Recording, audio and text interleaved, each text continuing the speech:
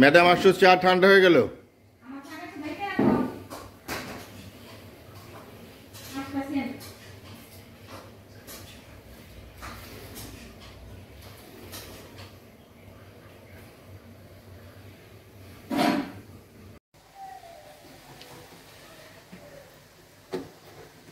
হাঁস পরিষ্কার করতেছি। হাঁস কাটা হয়েছে, মানে একটু ফাইনাল পরিষ্কার। অনেক ধাপে পরিষ্কার হয়েছে, এটা হলো লাস্ট ধাপ। আবার দেখে নিতেছি কোনো ময়লা টল আছে নাকি। আজকে হাঁস রান্না হবে। হাঁস অলরেডি করলা ভাজি আর বেগুন ভাজা হয়ে গেছে। এখন হাঁসটা পরিষ্কার ভালো করে দেখে দেখে নিলেই হাঁস বসে দিব, বুঝছেন স্যার? আজকে সুন্দর রোদ উঠেছে, চকচকে রোদ, অনেক রোদ, বেশ কয়েকদিন পর।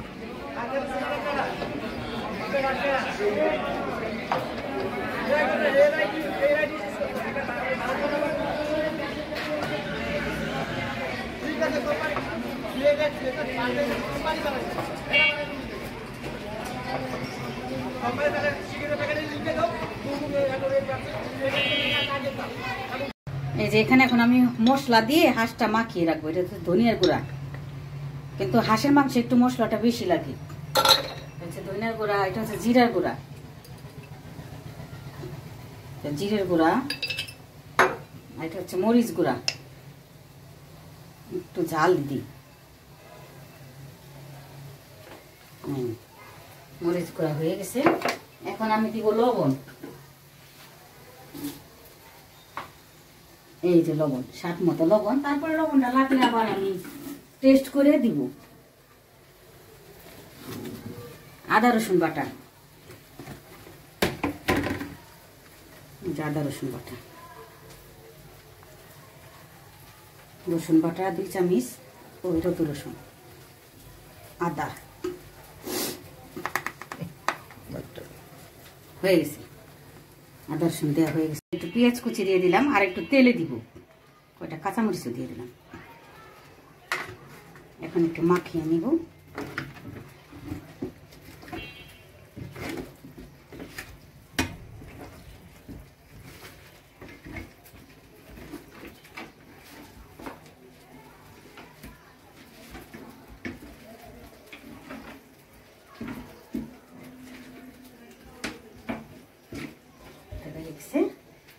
কিছুক্ষণ থাক।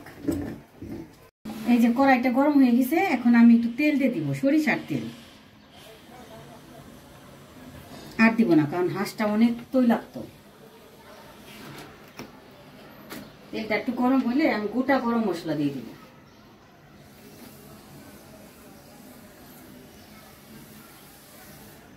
আগুনের এটা তো একটু কম।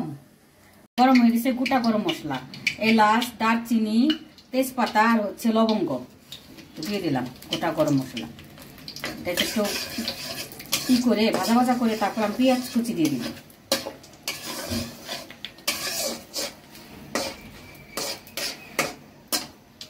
ভাজা ভাজা হোক। এই তো আমার গোটা গরম মশলাটা দেখেন ভাজা ভাজা হয়ে গেছে। এখন আমি পেঁয়াজ কুচি দিয়ে দিলাম।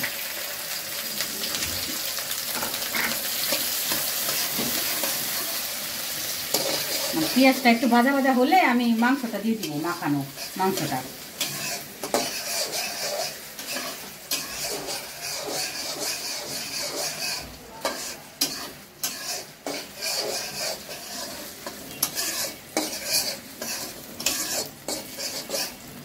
এই যে আমার মাখানো মাংসটা আমি দিয়ে দিচ্ছি। মশলাটা হাত দিয়ে কেচে কেচে দিই, তাহলে পড়ে যাবে। তারপর আপনারা সবাই জানেন হাঁস কিভাবে রান্না করে। তারপর শীতের সিজন আমি কিভাবে করি সেটা আপনাদেরকে সাথে একটু শেয়ার করতেছি।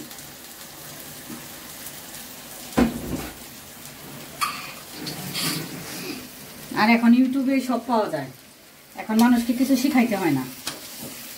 আমি আমারটা আপনাদের সঙ্গে একটু শেয়ার করলাম যে কিভাবে আমি রান্না করি। এখন এটাকে আমি অনেকক্ষণ ধরে কষাবো, আপনাদের দেখাবো।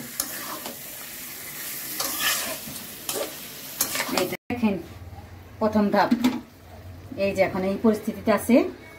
এখন আমি একটু নাড়া দিয়ে দিব। ওই যে দেখেন পানি উঠছে, এই পানিগুলো একদম শুকিয়ে যাবে, তেলের মধ্যে থাকবে। তারপর অনেকক্ষণ কষাইতে হবে, হাঁসটা একটু বেশি করে কষাইতে হয়। অনেকে নাকি বলে যে হাঁসের মাংসে গন্ধ লাগে, তো আল্লাহর রহমতে আমার হাঁসের মাংসে কখনো গন্ধ থাকে না। হাঁসের মাংসটা অনেক কষাইতে হয়, অনেক কষাবেন, অনেক, কোনো গন্ধ থাকবে না ইনশাল্লাহ। এই যে দেখেন পুরা তেল, এই যে তেল দেখাও ভালো করে, শুধু তেল, একটু পানি নাই। এখানে কিন্তু অনেক পানি উঠছিল, আমি সব পানি শুকিয়ে ফেলছি। এখন শুধু তেল আর তেল, তেল আর মশলা। এখন আমি গরম পানি দিব, ঝোলটা, ঠান্ডা পানি দিব না।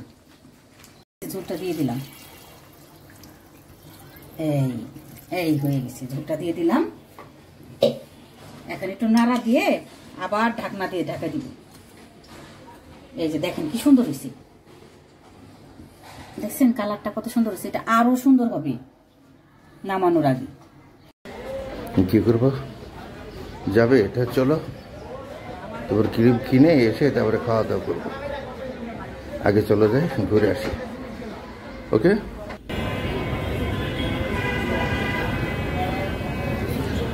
কোন দিকে যাবা?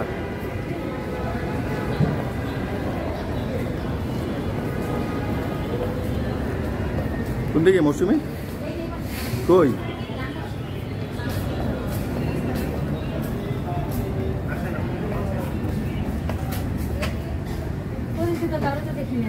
আছে, সবাই আছে। আচ্ছা রাখেন, বাইরে ডাক দিব না, আমি দিব।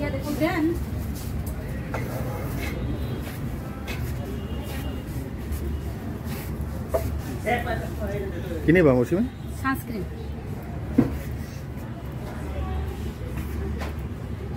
আছে ভাই, আছে নাকি? মানে ভাই জানি কি একটা সানস্ক্রিন দেন। আর একটা গার্নিয়ার ব্ল্যাক কালার দেন তো। আচ্ছা ব্ল্যাক কালার ভালো কি আছে, ভালো নিলে আপনার ব্যবহার এটা কি লাস্টিং করবো?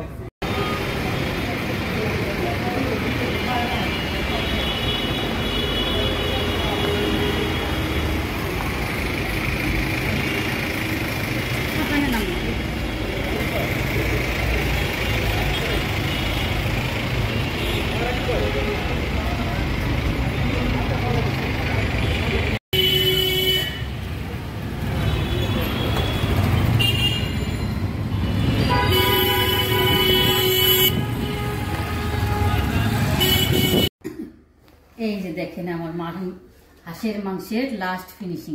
আর পাতিল ধরে নিয়ে এসে পড়ছি, সব সব খেয়ে ফেলবো, কাজে কাজে আছে। ক্ষুধা লাগছে। হ্যাঁ, ফিনিশিং। ম্যাডামের অনেক ক্ষুদা লাগছে, তো আজকে পাতিল সহ খেয়ে ফেলবো। কে গো মনতা?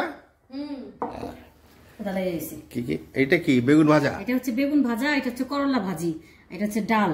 ডাল, ডাল তোমাকে একটু দিই, ডাল পছন্দ করো? অল্প দিছি মাম্মা, মরিচ দিব না, মরিচ আমি নিয়ে নিই।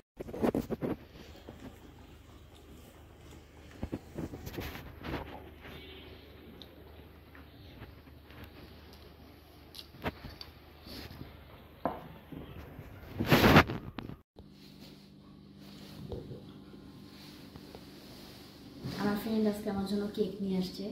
It's a surprise for me. আমি জানতাম না যে আমার জন্য কেক নিয়ে আসবে। এটা সুন্দর না? সুন্দর কেক, সুন্দর কেক।